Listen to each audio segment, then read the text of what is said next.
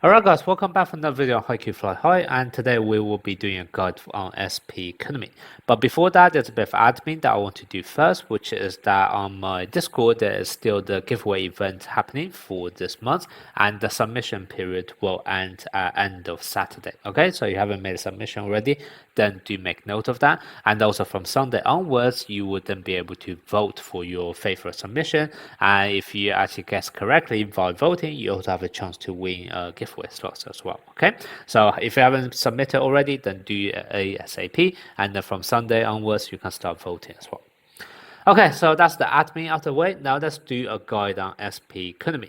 Now his skills are mainly exactly how I have talked about it in my video a couple of days ago, so I'm not going to go through them all again. However, there's one thing that I kind of want to show you by testing, which is actually going to be his skill 1. Okay, so if you actually take a look at his skill 1 has two effects. One is the fact that when your max stamina is more than 80 points, you're actually going to reduce 10 stamina every single rally. And then the other thing is that for every 10 stamina point you lose, you are also able to increase your awareness.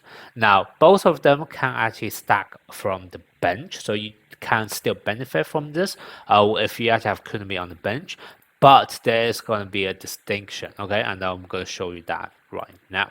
So if I just quickly enter the match, and I will show you the way I'm going to do my testing. I'm going to have Sugawara on the court, and because Sugawara will actually use up a huge amount of stamina, what you would expect is that the stamina for Kunimi should actually go up pretty fast. I know there's going to be a cap of only 10 times per round. However, make note of that. Okay, the 10 times should have only been per round. So now let's do a bit of testing. I'll have Kunimi on the bench, so we're going to test the very first thing, which is going to be that his stamina cap reduction is going to work when he is actually on the bench. Okay, and this one's actually quite easy to tell. So the way you're going to see this is that if you actually take a look here, you can see this is currently at 60. And then what's going to happen is that as I quickly go through the match, etc., this one is at 110 now. Okay, it's 110 because of the fact that he actually buff himself or self-restore his own stamina by 120 at the end of each round. So even though he's at the bench and Sugawara have drained away his stamina, so for example all of the other characters on the bench have their stamina reduced, but it doesn't really matter for Kunimi because Kunimi will restore all of that. However, you can see the stamina cap, this is currently at 110, which basically means the stamina cap reduction would have reduced. Now the same for his awareness buff is that it's not listed here, so you're not able to see because he's actually on the bench. However, there is something for you guys to see, okay, later on. So right now, as you can see, Sugawara was on the court on turn 1, and he already drained away huge amount of stamina for everyone, and we should have got guaranteed at least 10.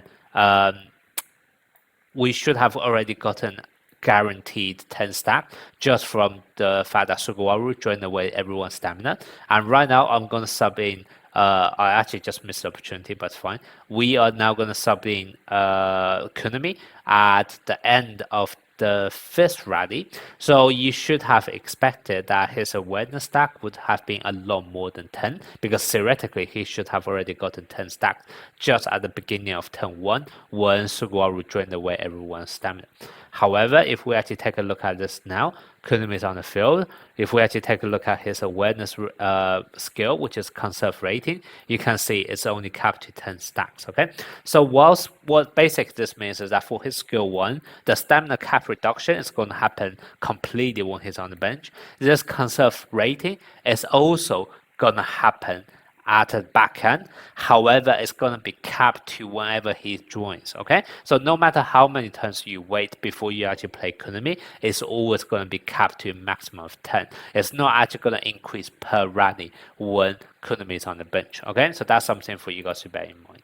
Now let's do the potential build for Kunimi. So for the 4-piece, I'm going to recommend Power Rise, and then for the 2-piece, you can go for whichever set, which also increase power attack at 2-piece effect. Okay. Now as for the reason for 4-piece, the reason why you want Power Rise is because first of all it can increase attack technique, which is literally like the only multiplier. Kunimi is not able to self-buff. And then the second aspect of this restoring stamina is actually also very useful for him if you do not have Kunimi as skill resonance 2 or higher. Okay, so let me just show you what I mean. If you actually take a look at his skill 1 is able to increase power attack, his skill 3 can increase both power attack and also strength. So those two stats are already covered. However, nowhere in his kit can actually increase attack technique. So that's kind of why attack technique is a nicer multiplier for you to put on potential in comparison to power attack or strength. And then for the second point, which is on the stamina regeneration. If you actually take a look at his kit, on skill resonance 1, the only way he can actually restore stamina is only going to be for the first 4 rallies due to his skill 1. However, afterwards, he's not going to increase his stamina any further. And also at that point, his stamina is actually going to be reduced down to just a max cap of 80. And that's actually going to be quite problematic because his ultimate actually consumes 8 additional stamina. And normally, an ultimate attack in this game already costs you 7 stamina. So whenever Kunimi spike, it's actually going to cost you 15 stamina per spike. And when you are only capped to 80 stamina, what that basically means is you can only spike like 4 times once he enters decisive moment, which is not ideal. Because actually, the way you want to play him is actually to spam his spikes once he's in decisive moment, because he can literally, for the first 2 times, reset his cooldown, and then afterwards cooldown is only reduced to 6 net crossing as well. So in reality, you actually want to spam more once you enter decisive moment, but unless you actually have a way to regenerate stamina, you are kind of capped to just 4 times spiking his ultimate. Okay, so that's kind of why it's not ideal. And this potential set effect from power rise is not a massive amount of stamina because it kind of requires you to score, but you can potentially allow you to spike 1 extra time in the match, and that's better than not spiking at all, right? So that's kind of why for 4Ps, I'm going to personally recommend power rise.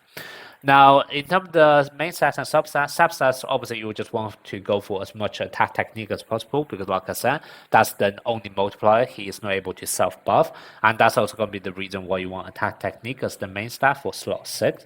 For slot 4, it's going to be up to you. It's more down to team composition. Kunimi does have a receiving skill, so if you do actually buff up his receive, you can actually increase the likelihood of him receiving, and then as a result, you can potentially actually activate this effect, which does actually increase your basic stat for your whole team by 10%. So that's actually pretty decent, and that's kind of the reason why I went for it. But in all honesty, if you have a better receiver where you don't really plan to use Kunimi for actually receiving purposes, what you may actually have to look a bit further is actually your team composition. Because, for example, if you actually play Sugawara, then what's going to happen is that Sugawara can actually buffer the block and also receive by other characters in the same role. And whereas if you, let's say, play SP Kuro, he can actually buffer your spirit for reflex by other people in the same role. So depending on which one of those characters you actually play, you may also want to change your main stat to something else, just so that you can also able to indirectly buff up them instead. Okay, so that's something else for you to bear in mind. And then for slot 2, this is probably the trickiest one, or probably the only one you may have to make a decision on. You can go for either power attack or strength, to be honest. So even though Kunimi actually self-buff with a lot of strength. So for example, he can self-buff with 90% strength. So you might be thinking like, even if I actually pick something with strength main stat, this 40% is going to be diluted, which is to some extent is going to be true. However, to be honest, his power attack is also going to be very much diluted. Not because he has a lot of self-buff on power attack, but more because his power attack is only going to be applied to the base number. Okay, so you guys can test this yourself by simply just unequipping this slot with a power attack main stat. But what you would realize eventually is that if you actually take a look at the stats here, when you have a 35% main stat, what's actually going to be applied is that 35% is only going to be applied to this black number rather than this black plus green number. And then once you actually get into the match, obviously this number can get even higher because you have even more buff, etc. So even though 35% power attack sounds very nice on paper, because there's only 35% of this black number rather than the total number, in reality it's probably more like a 12% or 15% increase in his power attack stat, which is more or less similar to what a 40% strength would be applying to after you dilute it with the fact that he's able to self-buff with 90%, etc. But that's kind of why the two of them are very similar. It probably will be more down to your teammate whether or not they tend to buff up your strengths or buff up your power attack more. But in a vacuum, if everything's been equal, it doesn't really matter. You can go for either power attack or strength. It's not going to make a massive amount of difference depending on which one you pick. Okay.